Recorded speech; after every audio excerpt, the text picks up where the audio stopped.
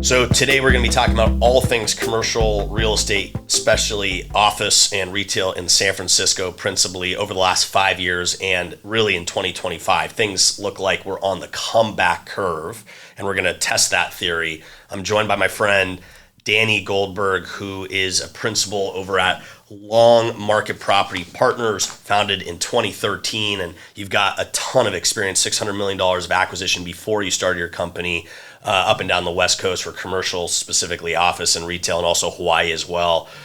So your perspective is very informed and valuable, and we're excited to have you here today. Danny, are we on the comeback in San Francisco? Have we turned a corner? This is a boom and bust town. Are we back in boom times? Thanks for having me. I think the answer is finally yes. We've been waiting. It was stay alive until 25 for a long time the last few years in my circles. And now we feel like, although 25 might be a little early, 26 feels like it's going to be really great. Cool. All right, well, let's dive in. Great. Danny Goldberg, thanks for joining the cast. Thanks for having me. Or the pod. What the podcast? Is that what we call it? I think most of us are interested in what is going on here with office space in San Francisco. For those of us reading the headlines, San Francisco's back, right? Like we are on the comeback curve, and it feels like overnight. And you're going to tell us if this is not true, but it feels like overnight, like in 2025 versus 2024, and certainly since COVID, like things are just on the up. And I will just say, I mean, a couple of stats, because I want you to talk about commercial, but I'll talk about residential for a second. You know, the residential from 2024 to 2025 was such a substantial change. I want to pull up these stats and get this right. Okay, here it is. In March 2025 alone, the sale volume for properties priced $5 million or higher reached over 167 million compared to 66 million, about a third of that number in March 2024, and 71 million in March 2023. So the number of luxury properties also jumped with 16 sales in March 2025, up from 7 both in 2024 and 2023. So it's like from 2024 and 2023 to 2025, residential real estate, especially the high end, is up.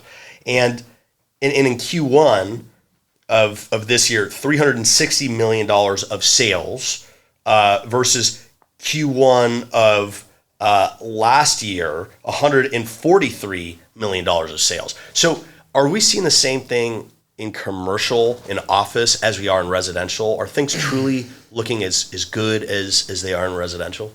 We had a really big first quarter in office leasing. And I think if you look at that in a vacuum, it's amazing. We have so much square footage, vacant square footage, that you need to quantify it, and different people quantify it different ways. But yes, I think a lot of metrics we feel very comfortable that we've turned the corner.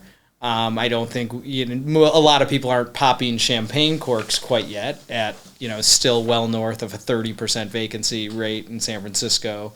But we have the green shoots we've been waiting for 5 years or 4.5 years, which is the fact that tenants want office space. Not everybody is destined to stay at home in their pajamas for the rest of their lives. Fair enough. All right, so I want to talk about your white paper in 2023.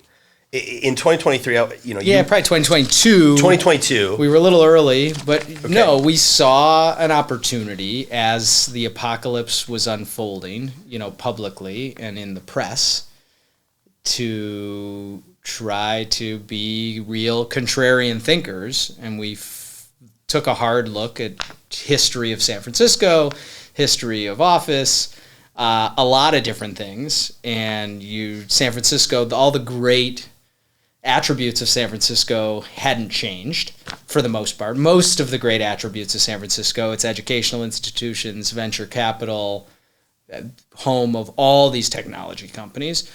So yeah, we put together a thesis, a white paper about what a recovery was going to look like, and about what we saw is a once in a career opportunity for guys like us, to buy office in San Francisco when nobody else was even considering it.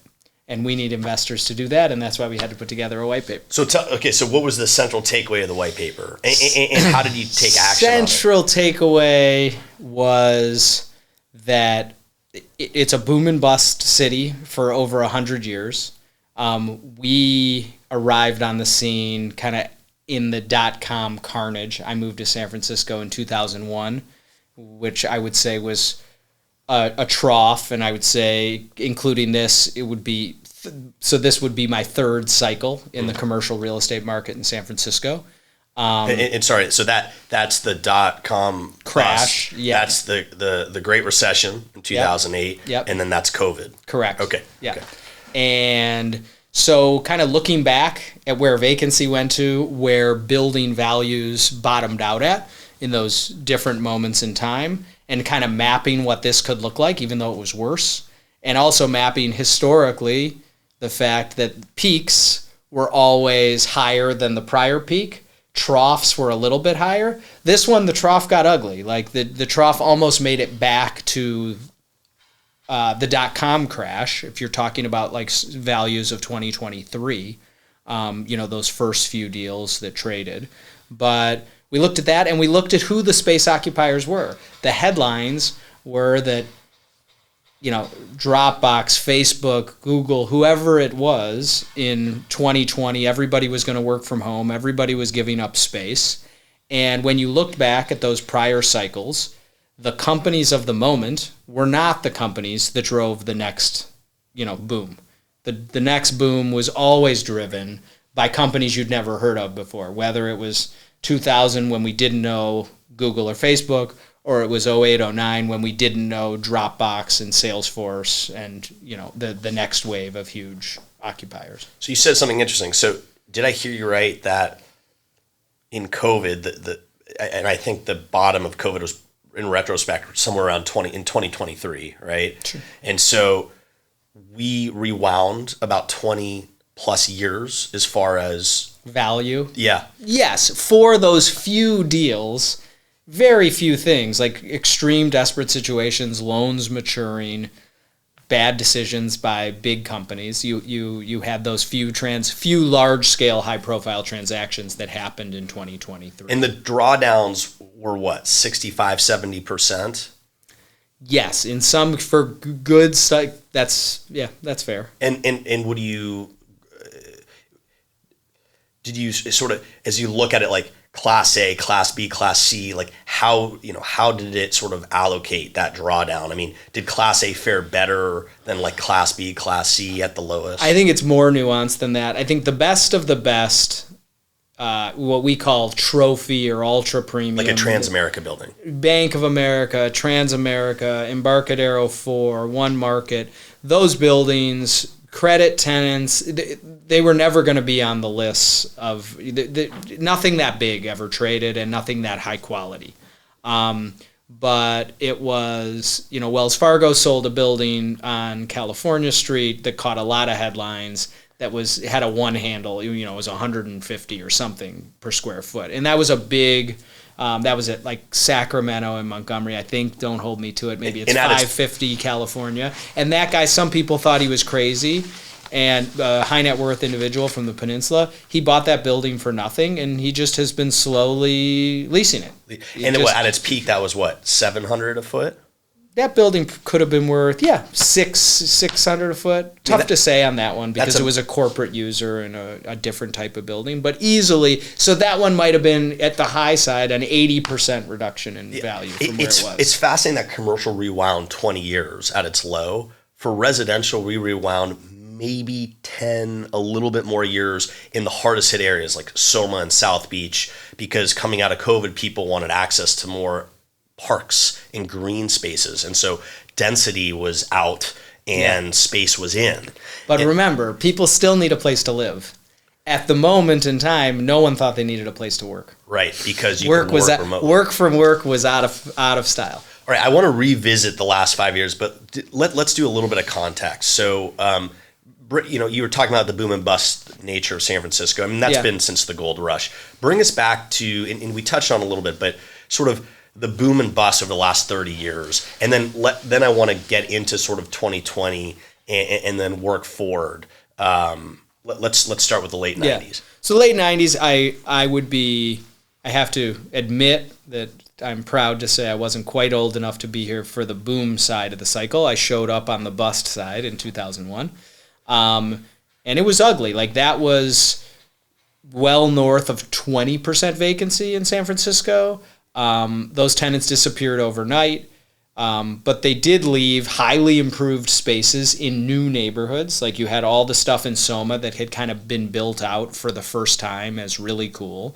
The ballpark was new. Right. I mean, Soma, like, residential is just popping up. Correct. All the new residential that's not new anymore was kind of delivering in the 90s, surrounding the ballpark. 219, 229, 239 Brannan was just coming up. Might have been called SBC Park back then, but I'm not sure what the name of the ballpark was. And at that time, it was carnage. You know, you had vacant space everywhere. You had, and it was a San Francisco problem. It was not American. It was not in other cities. It was the .com bust was centered in San Francisco. So because this is the keep that in mind. Startup capital of the world. Correct. So keep that in mind, because I think there's the nuance in each of the busts where that's relevant a little bit. And it was a slow clawback from really low rents to just get tenants back into buildings. You also, around that time, did lose your first wave of big corporations in San Francisco a little bit. Like Chevron had left right around that period of time, so you had extra pressure from some non-tech. But we came back, and it was booming again by 05, 06. Did we crawl all the way back from the lows?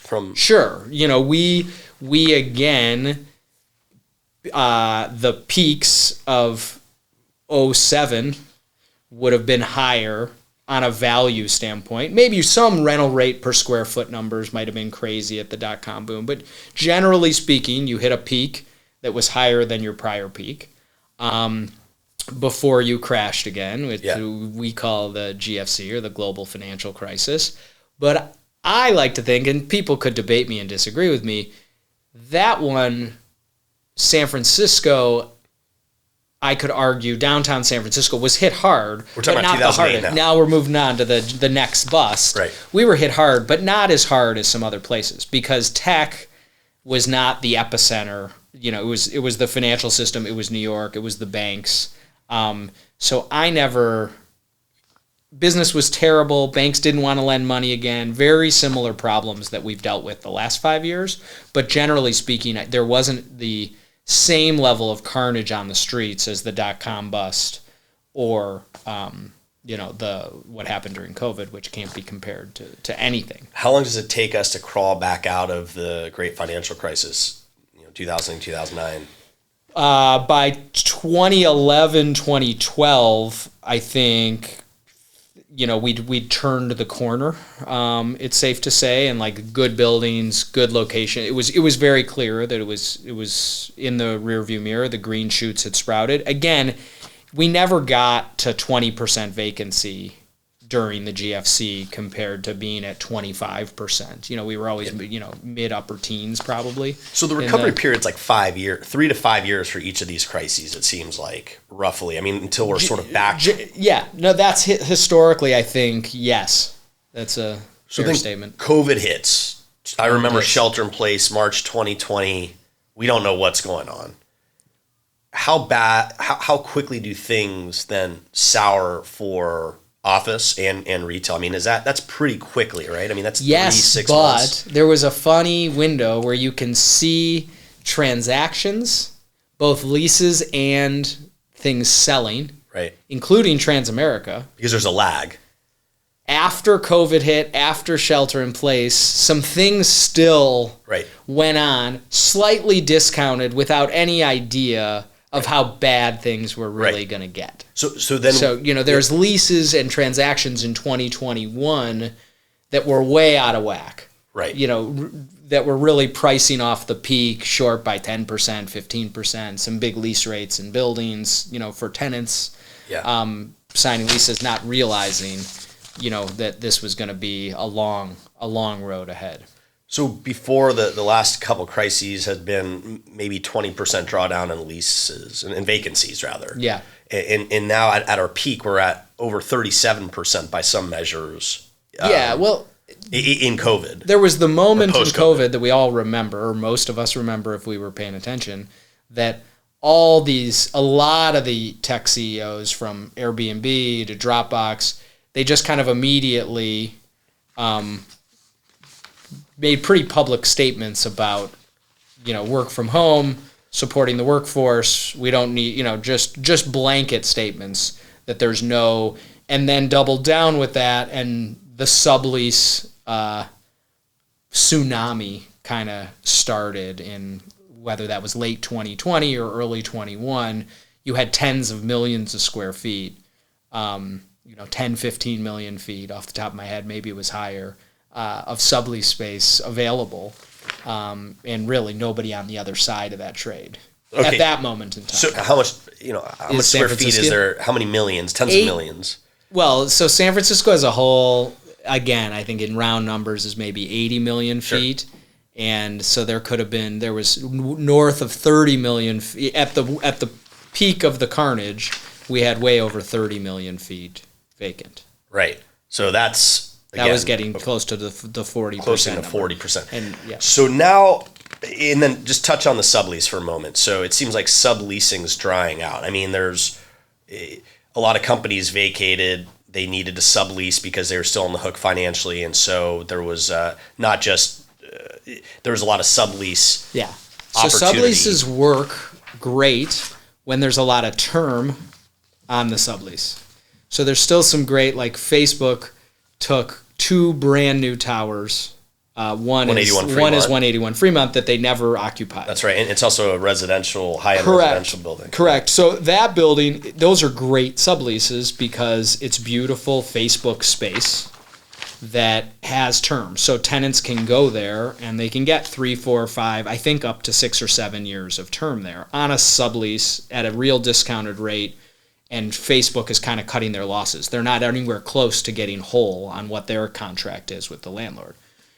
Generically speaking, so many of these subleases a few years ago started at 3 or 4 years, not 10 years. So now when there's only a year, 18 months, or 2 years left on a sublease, the opportunism of those deals aren't as great because you're still going to need, most mature companies or companies that feel like they're going to be in business more than a couple of years, they need more runway than those subleases can provide.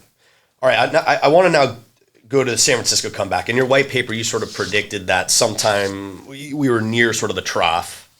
Your team jumped in and bought something in 2023. It's already performing really well. And hindsight's 2020, but 2024 also a good year. 2025 though seems to be a good year too. I mean, 2024 is when BlackRock and other sort of blue chip names started buying up again, right? Yeah. I think the opportunity for small guys like my partner and I was the fact that the big institutions were out of the market. So when we were bidding on deals in 2022, 2023, having a minor track record, being in business for 10 years, having done 7 or 8 deals, but having been in the market for 20 years, we were more credible of a buyer than we ever thought we would be because the huge players were out of the game. Everybody was negative on office and super negative on San Francisco. It was the perfect storm of do not touch. San Francisco and office was a no-fly zone for institutional capital. How nervous were you to pull the trigger when others weren't pulling it? I mean, that takes some level of courage. We had complete conviction, I think, rightfully or wrongfully. We had complete conviction in 22 on deals that we didn't get done that would have been bad deals, in fairness. But by 2023, the first deal we bought that probably nearly 60 investors passed on, and it only takes one. We found one group to do it with us. That deal kind of within 90 days of closing it, you kind of knew it was going to be a good investment. Okay. I want to go through a couple stats. So it seems like something has really shifted in 2025. And after all these years of uncertainty and decline, things are looking up. So a couple stats. Leasing is surging. Q1 2025, leasing was 2.8 million square feet per Kerr Matthews. Avison Young says 3.62 million square feet. That's a one of those is true, but even if it's less, that's the strongest since either Q2 2018 or highest since 2019. Vacancy levels are sitting now around 31.7% per Kerr Matthews, and at its peak we were talking about was like 37%. So shaving 5+%. I mean that's a lot. I mean that's like 4 million more square feet of space that's been taken. It seems like investor confidence is way up. Debt origination Q1 2025 already exceeded all of 2023, signaling strong financial activity. Look, I could go on, but what has changed in 2025? I mean, certainly some of the groundwork was laid before, but I hear all the time, especially for residential, new mayors in town, supervisors are unified, policy is stronger. Back to work is a second reason I'm hearing. Yeah. So what are you seeing? What's your thesis? Backing up really quick, remember, you still have a vacancy rate that's higher than the dot-com bust. Your debt originations, at least for office, I don't know where that statistic comes from, but there was no debt in 23 or 24. Yeah. So something from nothing is going to be a great increase. So you take it all with I completely agree. We're back and things are going in the right direction, but this is a slow crawl back. Okay. A lot of people think it's a longer crawl back than any prior cycle. I mean, certainly in the last two cycles it is. Yes, because you just have so much more to overcome. But like you pointed out, the discounts for people that have gotten in at these new levels, it doesn't need to come all the way back. But to your question, things by late 2024, as a person that comes to work just about every day, the city was feeling better. I'm around Union Square a lot. That's where my office is.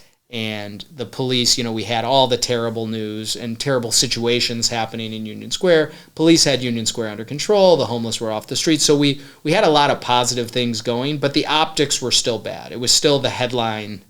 We were still a headline joke nationally. And I do think I don't want to call it midterm elections, but the elections before the mayoral elections where we passed some pro-policing and other measures in San Francisco, and of course the recall of the district attorney the year before, which created a lot of issues, and that was a good release valve to hope that police and the DA's office were working together. So all those things were starting to happen, but I do like to think that even before the new mayor took office, just the message we sent by electing a reasonable, business-friendly, moderate mayor in San Francisco changed the narrative nationally, and people said, look at San Francisco. They finally did something right. So if you were to sort of rank order why 2025 versus previous, like what would be the reasons? Well, a lot of pent-up demand. AI is the elephant in the room. Okay. For sure. Another conversation was Salesforce was so big, and Salesforce had some real negative. They were one of the big sublessors of space. There was no space in San Francisco. The vacancy rate from 2015 onward was so low that these growing companies were leasing way ahead of hiring and growing. They knew they were going to grow. There was a fear factor, right? Whether that was great real estate brokers, convincing them of it, or it was reality. There was a fear factor and a space race. It was why Facebook took the 2 brand new towers they did, and they were a company that was never even didn't want to be in San Francisco. Right. But once they took a little space, everybody was mad because everybody wanted to be in San Francisco. So they decided they needed more space, but. But there was never going to be another huge user in San Francisco. California is so terrible. San Francisco is so terrible. And then what happened? Like OpenAI happened. Right. And OpenAI was a work from work company that they were in the Mission, but then they took the huge sublease from Uber down at Mission Bay. And then from there, they leased another, 375,000 feet in that area, Terry Francois or something. Don't quote me on on the address.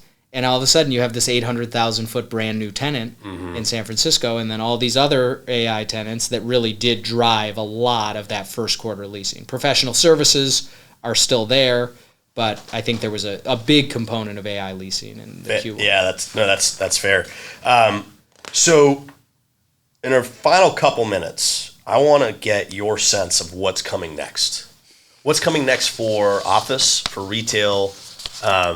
And I like to think, and I think it's true, there is a relationship between residential appreciation and demand to that of office and retail. I think they do go hand in hand. And I'll start with my predictions. I think the rest of this decade is going to be extremely bullish for San Francisco Bay Area. And I think as San Francisco goes, the rest of the Bay Area follows. I've been hearing that certain markets around San Francisco have softened a little bit. And frankly, I believe that's because people are coming back to San Francisco because there are such great values here in residential relative to those pockets outside the city that people are saying, whoa, I got to think with my pocket here. Yes, there's a lifestyle component, but there's also an economics component. I want to come back to San Francisco and reinvest here. So I think the next 5 years, specifically through 2030, are going to be extraordinarily bullish for residential. I'm curious your thoughts on what we're going to see in commercial. I think the comebacks happened. We can't forget, and you know it better than me in residential, neighborhoods boomed during COVID. So San Francisco really has struggled with, we've had a downtown problem. Yeah. Sure, we have a crime problem, a drug problem, homelessness problem. Hopefully those things are working themselves out slowly and surely with new politics. But our neighborhoods have done great. Retail in the neighborhoods is tight for the most part. When you poke around the neighborhoods people want to be in. We have this downtown problem, and I think, like you've said, downtown, the comeback has begun. It has started. We haven't had a restaurant problem. It's when offices were empty, you still couldn't get reservations where you wanted to eat. Right. That was the joke. It wasn't safe to go back to work, but it was safe to go and dine out every night of the week. So, no, I see this being another, I don't want to, sound like an old dude, but this is history repeating itself, right? We're gonna come back, and San Francisco is gonna be roaring again in the next few years. I believe it, and I'm happy you believe it.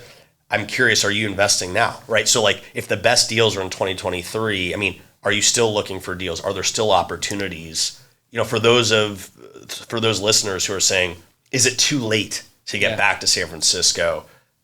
The short answer is no, it's not too late. Yes, we want to be investing right now. There aren't, because of the optics, there have not been as many opportunities because people, even if it's decision makers at banks, have been kind of, all of a sudden, they're reading the headlines also, and there's a decision-making process. Hey, if I wait a little longer to sell this thing, the urgency to dump seems to be have disappeared a little bit. So there hasn't been a lot of product, but yes, we're still actively looking at deals and want to be investing more in San Francisco. For people that want to DIY it, that's tough because you're sophisticated and there's other sophisticated players. But real estate's not that sophisticated. Well, I think you're underselling yourself here. But I'm curious, like, what are the couple things to look for to identify if something's a good deal when you're looking at a commercial, let's say an office building? What are the couple things to really I think the things to be careful of, what was so unique about the last few years, which has never been the case before, we always, historically in our career, especially when we bought something in San Francisco, we had to buy broken deals to find value. We had to buy things that needed to be completely fixed. Elevators, structural upgrades, bathrooms, corridors, broken buildings that were in great locations with good bones, and you could make them something people wanted. The last couple years, you've been able to buy things that the only thing missing was the tenants, and just taking that risk. So I would just caution people, people still want to occupy, whether it's residential, whether it's retail, whether it's office. You need to cover your bases and just make sure that the building you're buying has been taken care of. And if not, factor in what it's going to cost to fix it up and clean it up, because whether you're going to buy it for cash flow or you're going to buy it and think you're going to sell it to the next guy in 5 years, somebody's going to have to spend that money. Fair enough. All right. Lightning round. Most underrated SF neighborhood right now, and why? And we're talking in the lens of commercial here. Yeah.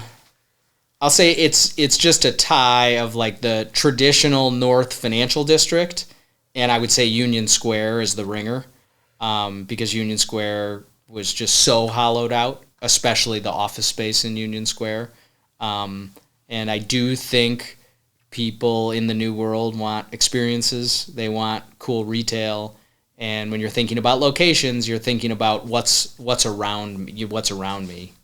So many people are building amenities in office buildings. The other amenities are like what's on my block or what's in my neighborhood. So picking cool neighborhoods. Like Jackson Square is on fire. No value in Jackson Square, but the coolest place to be in San Francisco. I mean, Johnny I's been buying so much up, and two times. Like that's what we didn't touch on. Jackson Square is twice as expensive as it was pre-COVID.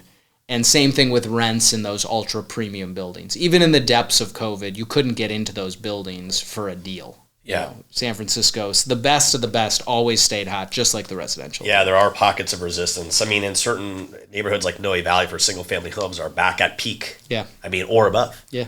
All right, and then what is one thing people get wrong about commercial real estate in San Francisco? The fact that it always comes back. Okay. And then what's the greatest upside in the next 5 years? Office, retail, or mixed use?